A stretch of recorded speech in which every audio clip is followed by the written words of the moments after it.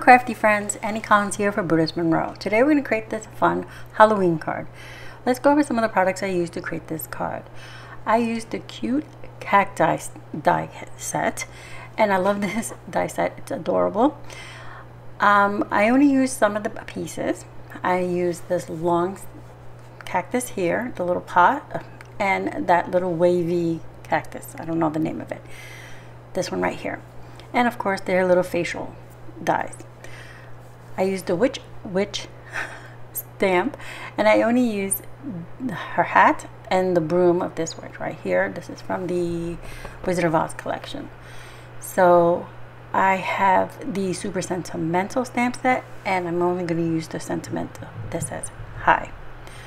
For our cardstock, I have the Perfect Blend cardstock, and we're going to stamp on that, and Nacho Mama's cardstock, which we will use for our background and such. I'm going to bring in some chroma mist in purple glow and in lilac purple, 2 shades of purple. One is darker, one is lighter. The neon one dries lighter and the other one dries darker. Some aqua pigments. We have aqua pigment in black, brown, penny, and neon purple, and this is going to be to color our images that we will stamp.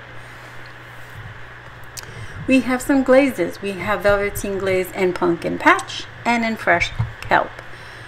We're going to use those to create one our cactus and the other one for our pot and for our sentiment, which is the pumpkin patch. We also have chroma glaze and glow in the dark, and we're using that on one of our cactus. The Raven Detail ink and some embossing powder in icicle. All right, let's get started on our project. I have these little panels of Nacho Mama's cardstock that I've cut down to about 2 by 4 inches, and we're going to go ahead and spread our velveteen glaze on this. I used a real technical term here. I put a big old dollop and then I just spread it using my large spatula. If you have one of these, there's a beveled edge on it. Use that to spread. That way you get a nice even spread coverage. This will take a few minutes to dry, so I'm setting it to the side. Now it depends on how much glaze you put on your project, and the thickness of it. It depends how long you need to let it dry. In humid areas, like I am in Florida, it takes quite a bit. So I'm going to do these on screen, but I'll set them aside and use them for another project. All right, so here we go again. We're going to spread now the pumpkin patch, and I'm going to set this to the side. What I love about the velveteen glaze is it goes on really shiny, but once it dries matte. Now we're going to do the glow in the dark again with the big old dollop, and then we're going to spread. This one's going to go on white, and it's almost going to blend into the background, but once it dries, it has like a nice hint of green in it, just like glow in the dark. Most of the glow in the dark items do.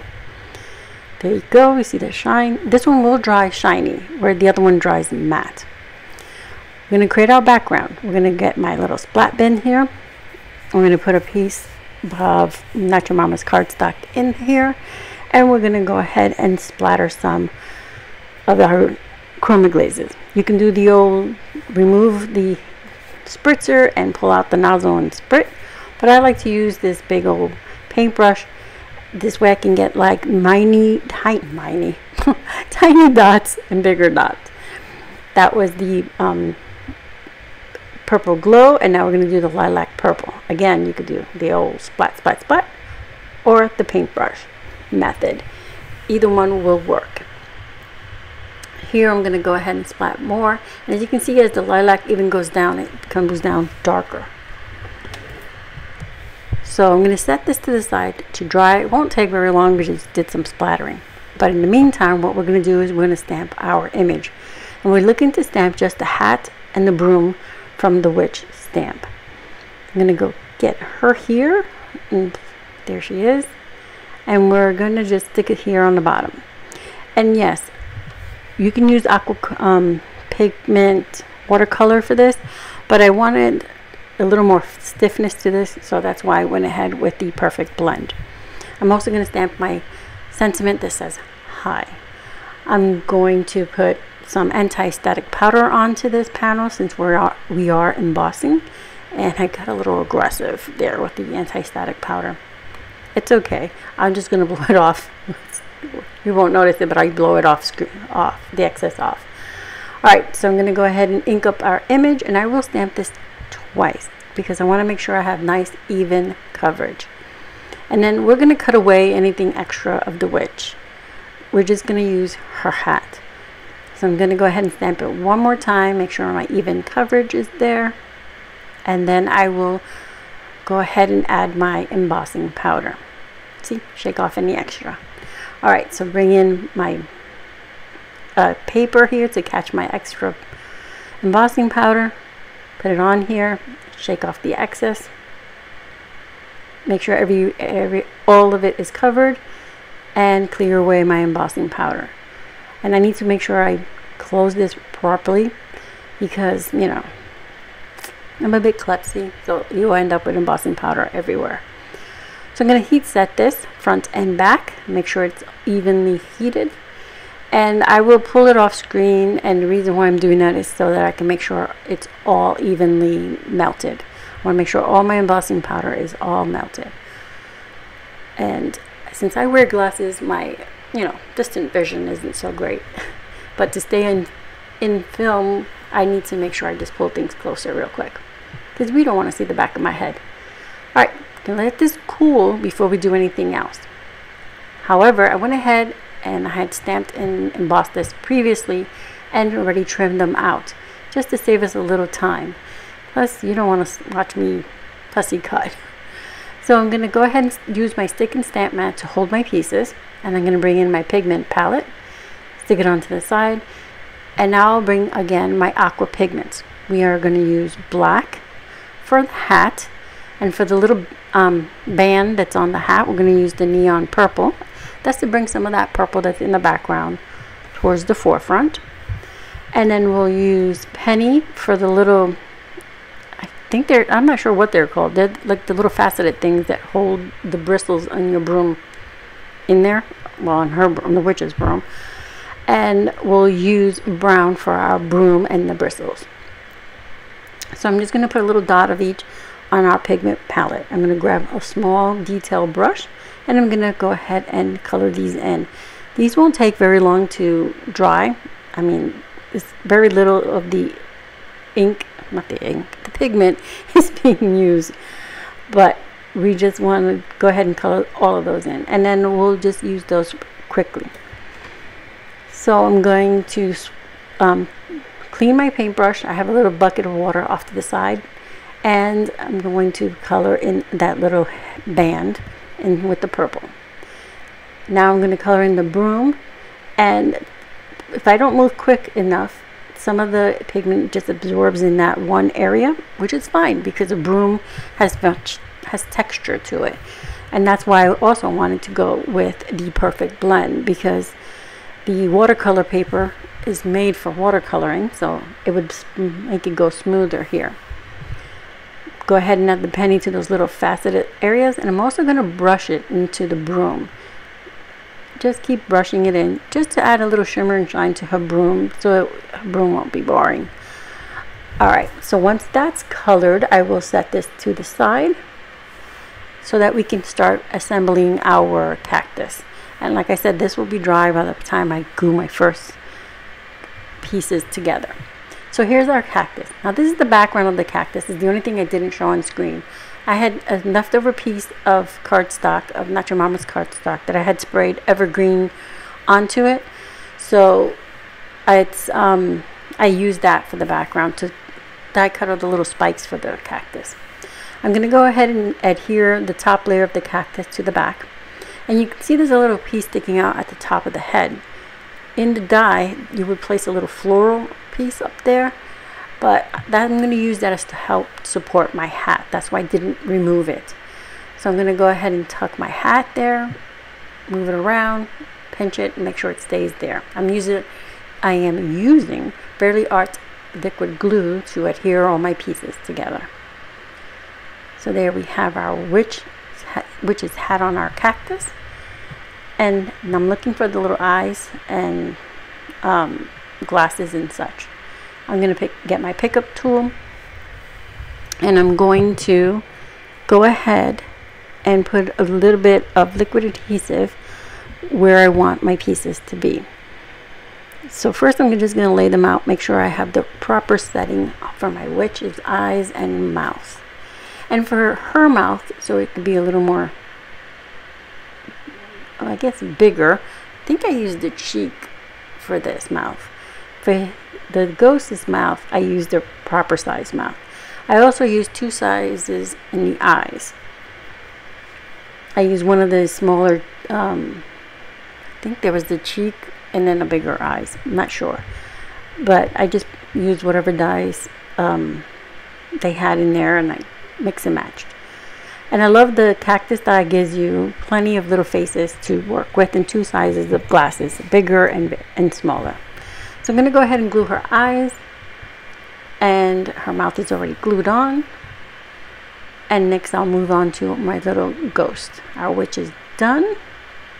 She's so cute. Alright, I'm going to move on to the little ghost. I'm going to put a little bit of adhesive down so I can glue the glasses, which of course you know I have to use because I wear glasses. And I'm trying to get my little eyes, and I'm going to move them like if they're looking off to the right. Yeah. So that way it looks like the little ghost, once it's placed next to the witch, is looking at the witch. And I got one little eye stuck in there underneath my glasses. I had to pull out my pokey tool here to fix it.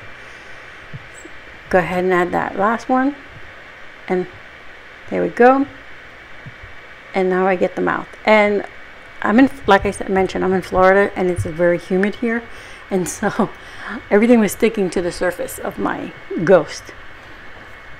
Alright, here they are. I'm going to bring them a little closer so you can see. You can see how matte the cactus is, the green one, because that's the velveteen glaze. And the other one is shiny because that's the chroma glaze.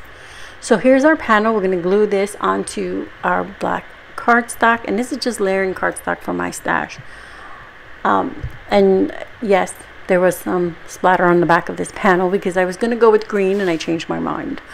Alright, so I'm going to go ahead and adhere our little pot to the bottom so I can get placement. And I'm not pushing it down all the way. It's still loose enough that I can move it around, and that's also the great part about using liquid glue at this point. You have some wiggle room. And I did that so I can make sure I have it where I want it. Now I place some adhesive on the back of the witch and tuck her in place. Give her a light press so I know she can stay where I want her to stay. And now I'm going to tuck in her broom. So I'm just going to lift her up gently and tuck in her broom. So cute. Now I'm going to go ahead and glue our little ghost guy here. Tuck him in to the pot. And now our little friends are tucked in here, ready for the next step. So now I'm going to go ahead and work on our sentiment. For my stash, I pulled out some letter dies, and I used the other part of the velveteen glazed panel in pumpkin patch to cut out the letters to spell the word boo.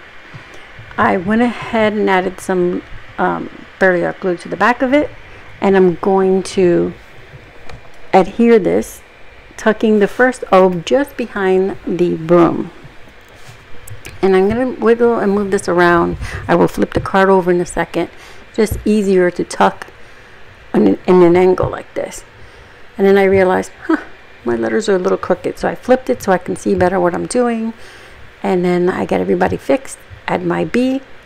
Just keep adjusting until I have everybody correct where they want to be seated. Now I'm going to add some foam adhesive to the back of my sentiment, my high sentiment.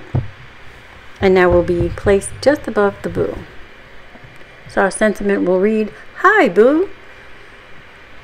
And this will be perfect for a friend or anyone in your family or friends. So for a finishing touch, I'm going to bring in some clay bits, and these are little bats. And this is for my stash, and I'm just going to put some around our little characters here, around our witch and our ghost, and by our sentiment, just to add a little extra. For my stash, I had some glitter cardstock that matched that penny aqua pigment, and I used a punch for my stash, a pumpkin punch. I don't even think that's even available anymore, but you can use whatever pumpkin you may have, die or punch. And I did that to anchor our base here because it felt like it was floating. And here we are. Here's our finished card. Here's a cute little scene with our witch and ghost. We used Not Your Mama's cardstock, the sentimental, super sentimental. We used Witch, and the cute cacti. We also used velveteen glaze in kelp and pumpkin patch, glow in the dark chroma glaze. We used some chroma mist and aqua pigments, our raven detail ink, and embossing powder in icicle. Thank you for being here. I hope you found some inspiration. Here's a quick look of it glowing in the dark, and don't forget to create your own ending.